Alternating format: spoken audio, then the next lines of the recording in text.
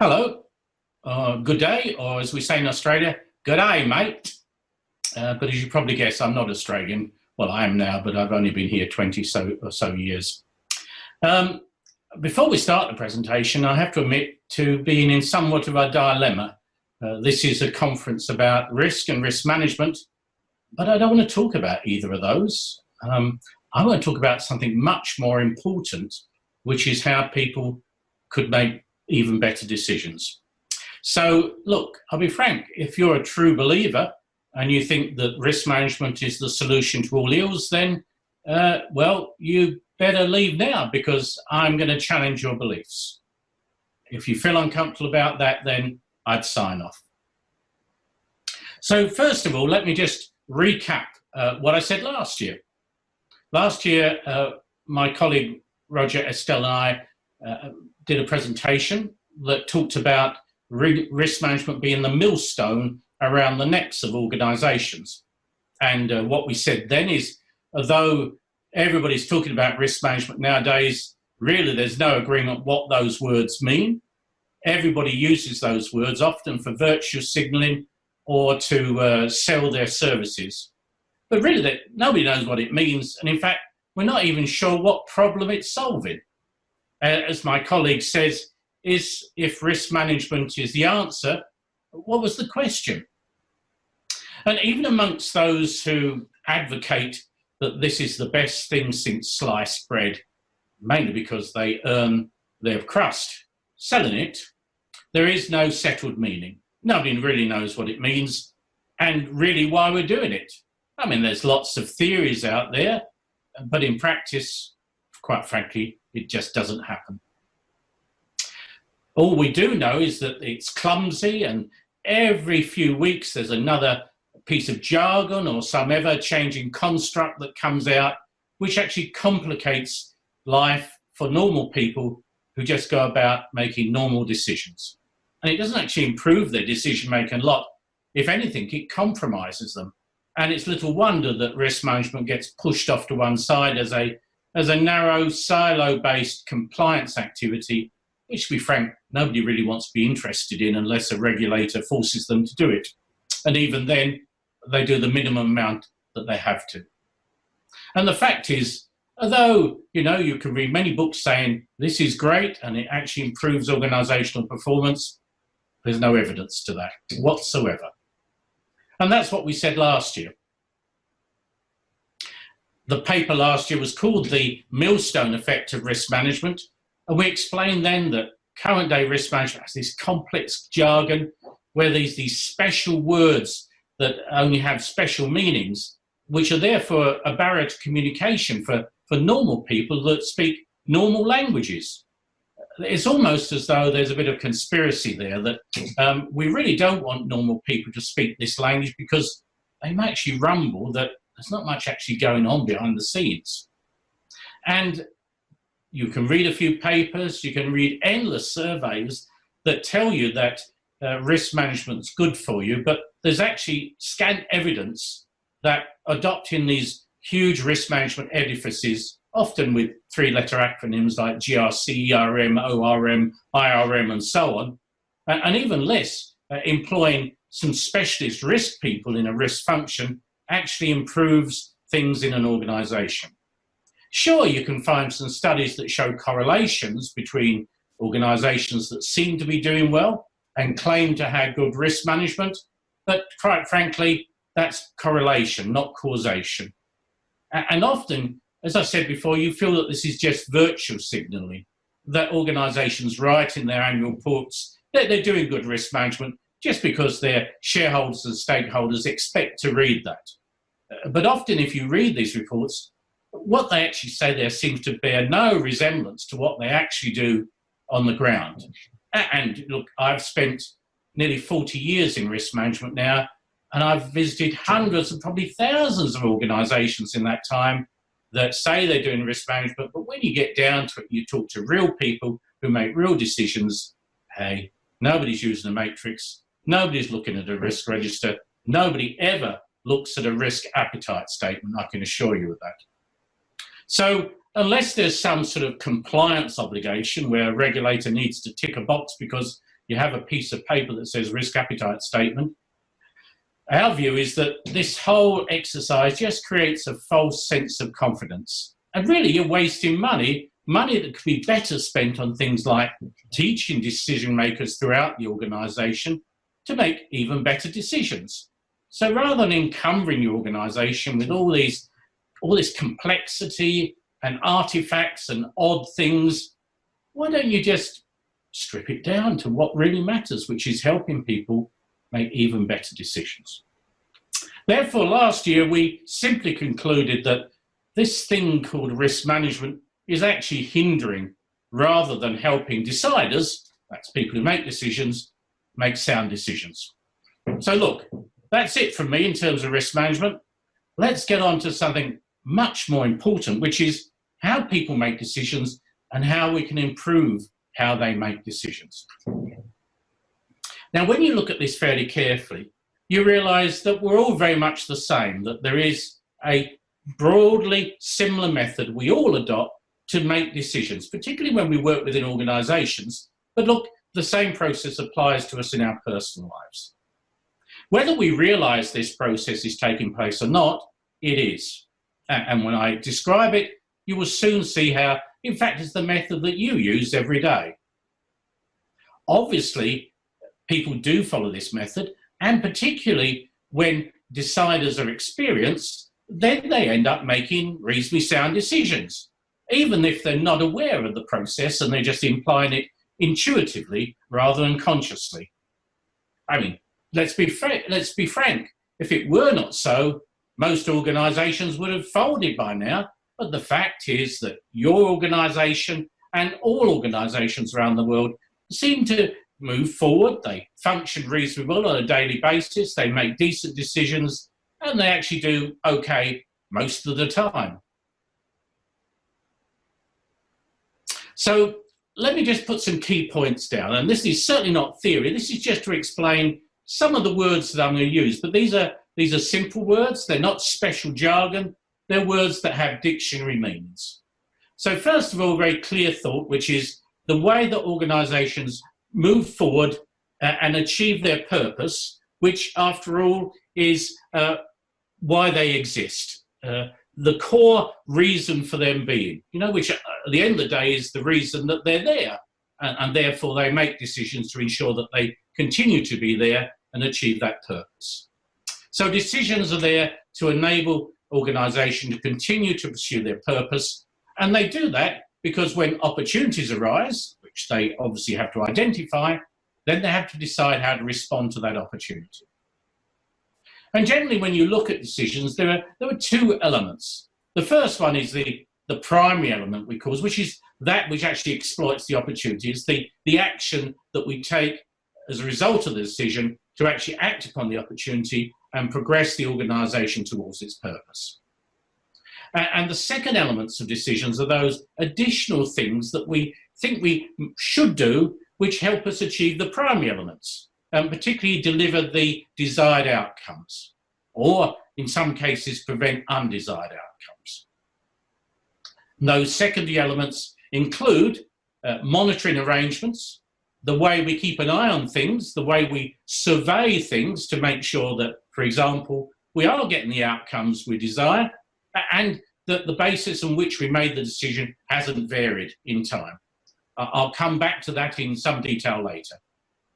And the secondary element are contingency arrangements, things we have in place that enable us to respond to change, well, to detect change and then decide what to do with it, particularly if there's a variance from what we expect or intend. Again, I'll come back to those contingency arrangements later. So that's the basis on which all organisations and all people who work in organisations, and indeed all individuals, make decisions. They have a clear purpose, they spot opportunities, they have to make decisions, and those decisions include certain elements. So there we are. This diagram on the left-hand side shows that process. We have a purpose, we exploit opportunities, that involves making a decision, and that leads to desirable outcomes. And of course, that all occurs within context. And I'll come back to context in a moment because that's critical in terms of the effectiveness and reliability of decisions. So the question occurs, well, how can you become sufficiently certain when you make a decision that these outcomes you desire are actually going to be achieved? I mean, ask yourself when you make a decision, am I sufficiently certain that it will lead to the things that I predict and want?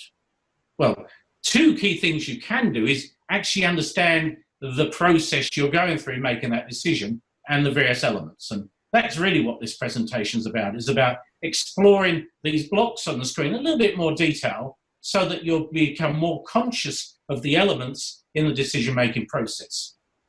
And then not changing what you do now, but enhancing what you do.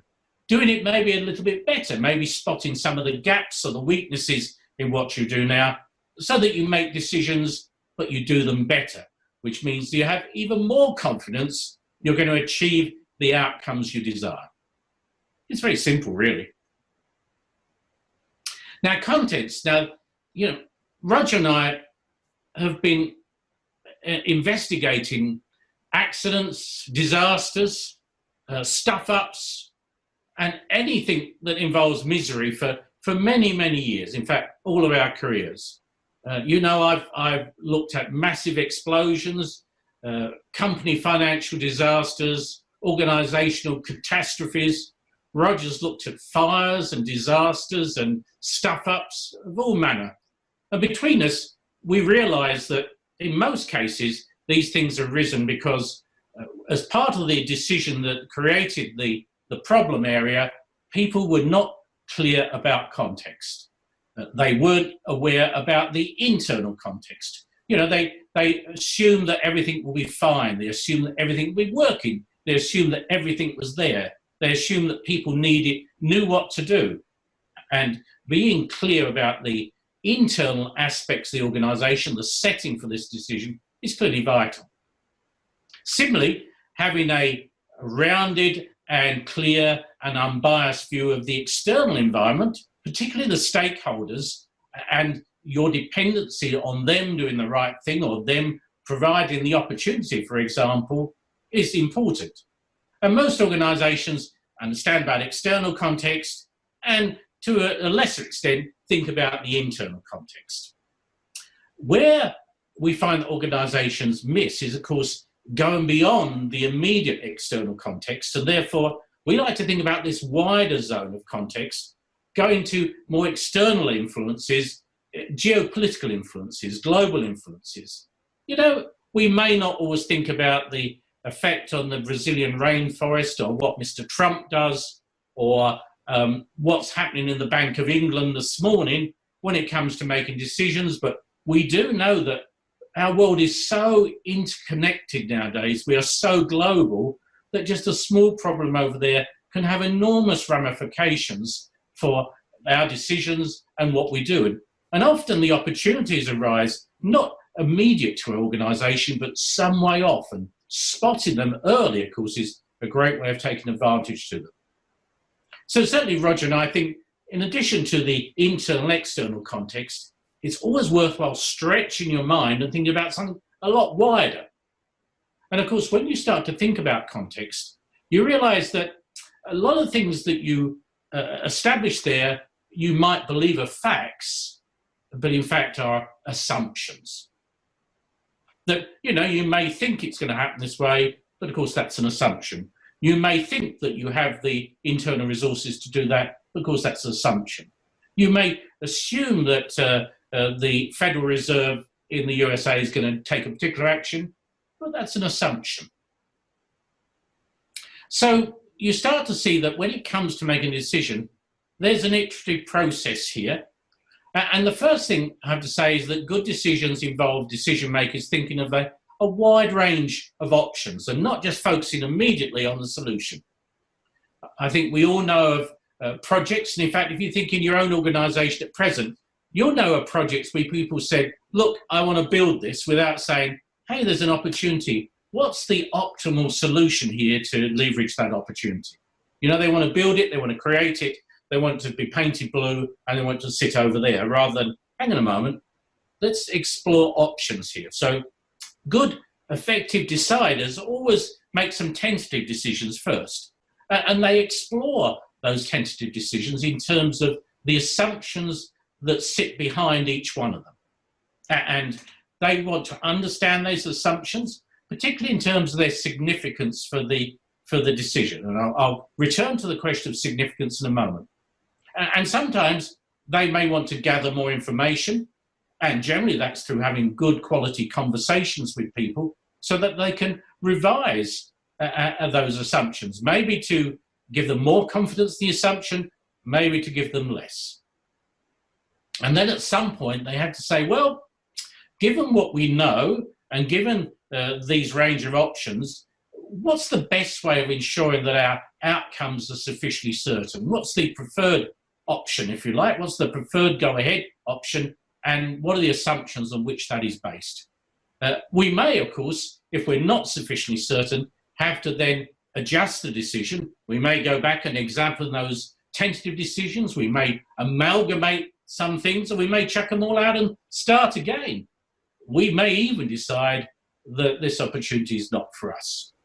And invariably, there's a bit of a cycle here where we go around, examine our options, test out our assumptions, say, have we got one where we're sufficiently certain the outcomes are going to be as we desire? And if not, let's go round the loop again.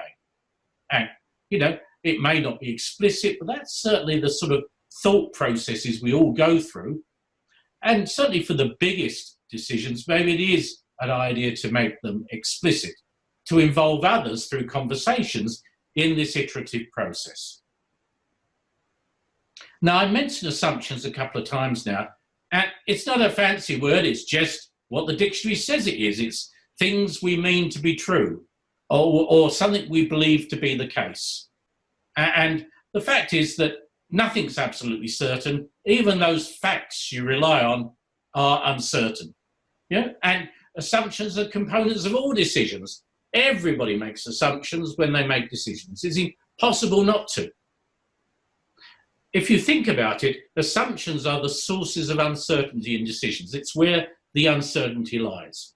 And there are lots of sources of uncertainty out there associated with a whole range of assumptions, everything from just natural variability with time or human behavior. People just don't do what you expect them to do. Or things do change over time. They degrade, they improve, they vary. You may have made some assumptions about something being reliable or accurate, and they may be uncertain. You may have some recollections from your past experience, and that may be an assumption that those past experiences apply to the present situation or to the future. Or it could be that you feel you know everything there is about this particular subject, but actually you don't. So all these are sources of uncertainty that are implicit in all the assumptions we make. There's a saying that assumptions can make an arse out of you and me. And that's absolutely true. If we don't recognise that, in fact, we are making assumptions, we need to be aware of them and understand their significance. And I'll dwell on that word significance in a moment. And in particular, if assumptions are significant in terms of delivering the outcomes we desire, then it will be a damn good idea to put some monitoring in place and seeing whether we are actually achieving those outcomes, and moreover, whether the assumption we're relying upon remains the same. If it doesn't, it could invalidate that decision we made, and we may have to revisit it. So at the core of good decision making is this question of assumptions and awareness of those assumptions. And in my experience, people in very senior positions in organizations are no better or no worse than people in junior positions in terms of recognizing the assumptions they make, particularly when it comes to the biggest decisions. I've been involved in many mergers and acquisitions and large decisions to build large pieces of plant and projects involving many billions of dollars of investment. And yet I never cease to be amazed when I examine them afterwards at the lack of recording of the assumptions that led the organisation to make the decision to invest that sort of money. You know, ignoring assumptions doesn't make them go away. They're still there, and often they're not recognised because of cognitive biases. We just don't want to know, or we convince others in the team that actually there's no problem because, you know, I say so, I'm the boss. And even as I mentioned, the things that we're convinced are facts, actually they can change over time as well. So what we advocate is being upfront about these assumptions. And in fact, in these conversations you have as part of the decision-making process, actually challenging what the assumptions are. We say, hey, what are we assuming here? What are the most significant of these things? And are you certain about that? Where does the assumption lie in what you've said? And why do we think this will actually work? What are the assumptions behind it? You can develop some simple checklists to prompt those discussions. And though I'd certainly be the last person to suggest you write lots of things down, and God forbid you create a risk register. Oh, I didn't mean to say that. God forbid you actually, create lots of paperwork here. But it seems to me that for these really big and sensitive decisions, it's not a bad idea to write your assumptions down. So at least afterwards, we can check to see if they were valid or not. Part of me even suspects that that's maybe why assumptions are not recorded, is just in case they're not valid, or because we have a sneaking suspicion that actually they are uncertain, but we don't reveal that to our peers or others. So our recommendation is certainly for important decisions is write your assumptions down. And if necessary, disclose how uncertain those assumptions are. Here's a very simple graph that allows you to think about this. And you see on the x-axis, there's a measure of the degree of confidence you might have in the assumption. And on the y-axis, it's, if you like, the importance or the level of influence that assumption has on the outcomes. And the first thing you have to say is that, if looking at the y-axis, if the assumption that you're concerned with here has a less influence than others, then maybe it is of a secondary consideration in considering how uncertainty is and what you can do to reduce that uncertainty. When you're down in the relevant or limited area here. The other thing I mentioned, of course, is that these areas are just broad brush. They're not rigid lines here. They're just areas inside of which you might want to think more widely. Of course, if your assumptions are very confident, you're very confident about your assumptions, but they are critical, well, that starts to suggest that maybe they're the ones you need to keep an eye on, just in case your confidence is unfounded. That's exactly where you might want to put some monitoring in place. On the other hand, if your assumptions are labelled critical, because actually you're worried that they are fairly uncertain, you have less confidence in them, but they are still pretty influential when it comes to the outcomes, they're the ones you might want to examine in terms of those secondary elements of the decision, but put something in place to actually improve your confidence in the assumption, or at least have some contingency means in place to respond in case you got it badly wrong. So look, very simple graph, but it helps you think more clearly about judging the significance of assumptions, so you can therefore decide how you're going to deal with them. I've mentioned these secondary elements, and there are three broad types of actions you can take to ensure that the primary elements of decision, that's the things that actually are taking advantage of the opportunity and leading to the desired outcomes, that they're successful. First of all, simple, you can talk to people. How often have we seen what used to be called the dead cat over fence syndrome? You make a decision, you chuck it over the fence, bang, it hits the ground, and somebody says, what the hell am I supposed to do with that? And often the people that have to do the implementation weren't part of the original decision. There was no communication. They weren't inside the tent. They weren't part of the team. So the first thing we can do to adjust decisions is include some communication so that those who have to implement the decisions know what we intended and are observant in case of any variations that may indicate that the desired outcomes are not being achieved. I mean, often people that implement projects don't even know what the business case was. They don't even know what the desired outcome was to achieve. They just have to do it in time and in budget, as if that was really important. The second type of secondary element is, of course, the monitoring. I mentioned that a few times, and I'll deal with it in a bit more detail in a moment, but monitoring there is to detect variances to specific types of change and then to decide what to do. So it's all right having a detection system in place, but if nobody knows what to do when the red light comes up or the dial flicks into the red region and there's no communication path, then it's not so good. The third element, and again, I've mentioned again, these contingency arrangements, which will allow you to respond only if they're activated, if there is a variance in what you wanted to achieve compared to what you intended, or a variance in terms of the assumptions that you made originally. So those are the three broad areas you can think about in terms of those secondary elements of decisions. So let's just examine monitoring and then the contingency measures in a little bit more detail. When I use the word monitoring, I believe it has just an ordinary meaning. It's surveillance, it's observation, checking, if you like, to detect change. But of course, detecting change sufficiently early that you can do something about it. It's no good monitoring and picking up things, after the horse has bolted, shutting the stable door after the horse has bolted, they say.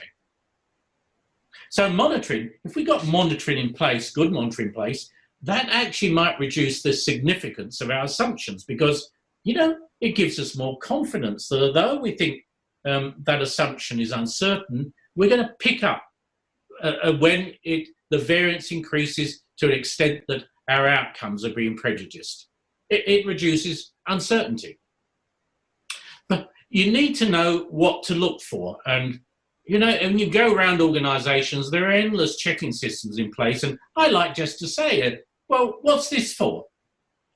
Maybe you should do that. Have a look at, say, well, what are you trying to achieve here by this check, this counter signature, this authorisation, this display here, this dial, this audit? What are you trying to achieve?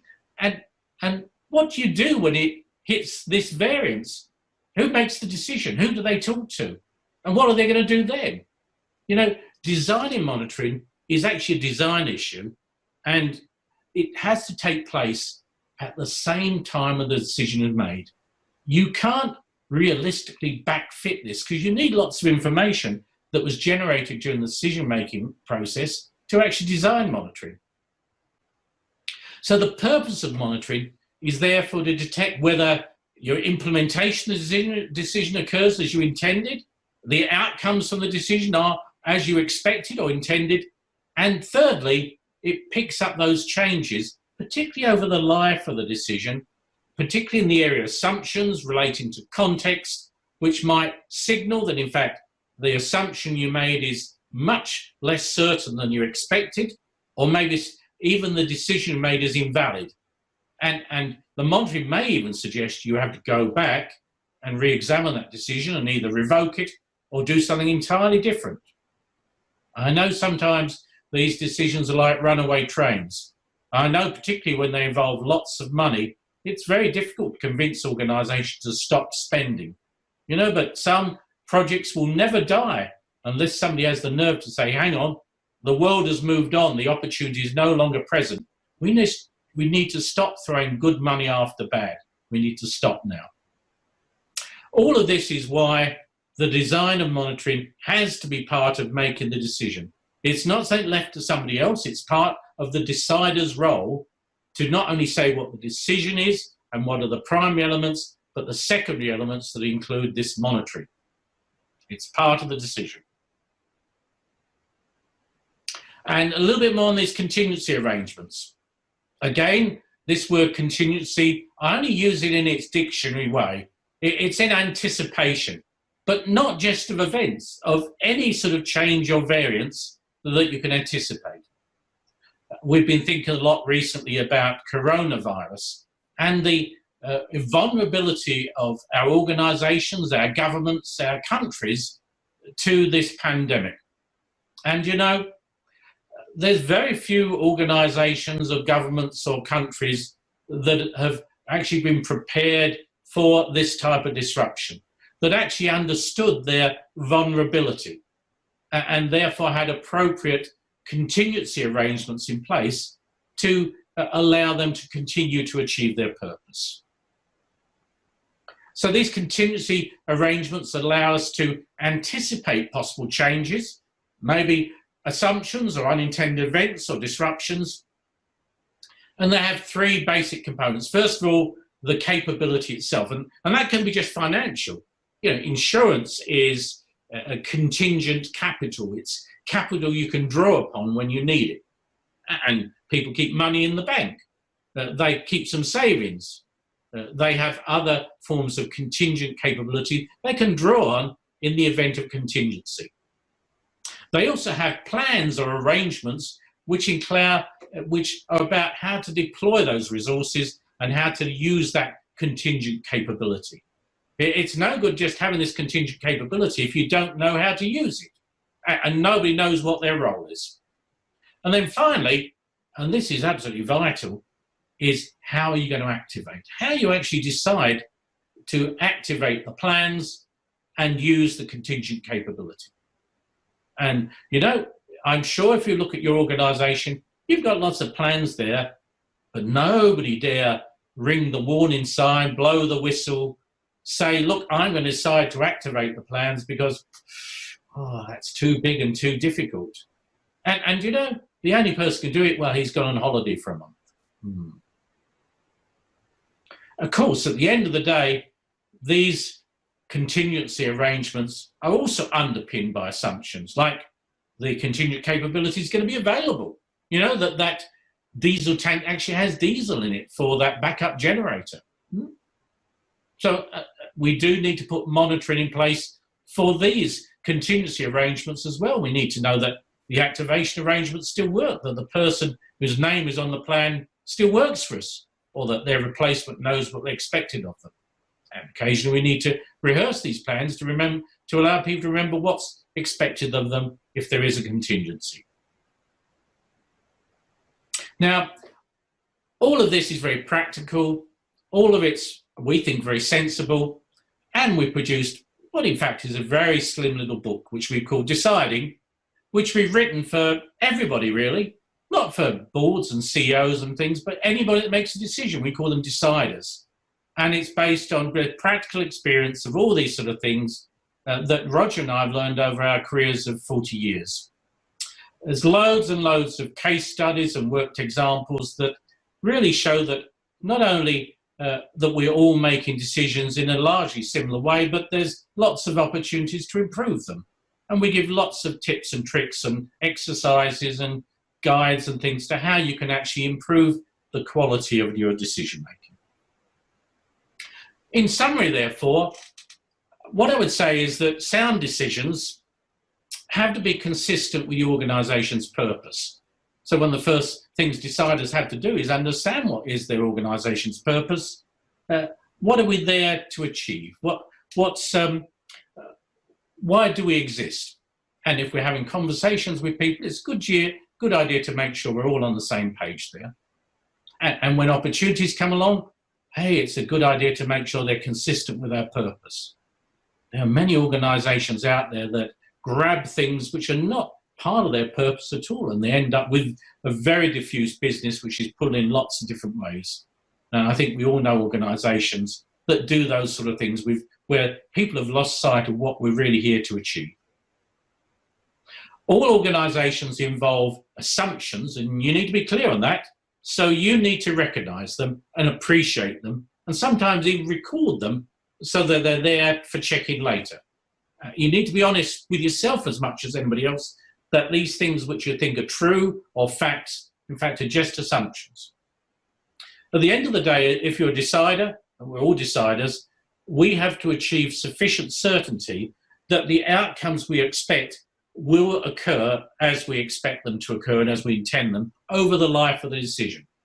And therefore, we have to look at those assumptions, and sometimes we have to take some secondary elements into account to reinforce those, particularly monitoring. You know, I've looked at so many organizations over the years, and this is a huge empty black hole. People just don't monitor. The best they can do is say, oh, internal audit might check that in a year or so. Well, friends, that's not monitoring. Monitoring is about picking up change and picking it up early in such a time that you can actually do something about it. So you can improve the quality of decision making, or if necessary, revise or review the decision. So all of this is achieved by not wearing blinkers, okay? All of this is achieved by having a wide view, overcoming your personal biases, encouraging other people to take part in conversations, looking around, being prepared for the decision, not rushing in it and just saying, well, I've been in this business 50 years, you know, I fly by the seat of the pants, that's all that matters. Take a moment, think about things, be clear of your assumptions, involve others and conversations. And the final thing is if you want to improve your decision making, don't create artificial edifices like risk management, because that doesn't help with any of this. So if you want to learn more, Roger and I have created a website. Just go to sufficientcertainty.com, and there's lots more on this there with a lot more detail. And you can get a copy of our book. Really, it's so cheap, it's embarrassing. I think it's less than $20. And the Kindle version, I think, is less than $10. It's probably about $8 or something like that. You can download the Kindle version anywhere in the world from Amazon. You can buy it from whatever is your local, the paperback version from any Amazon site or the book depository. Or if you want to, just drop us a line. Go to sufficientcertainty.com, get in touch with us, and we'll only be too pleased to help you out and help you make even better decisions in future. Thank you very much.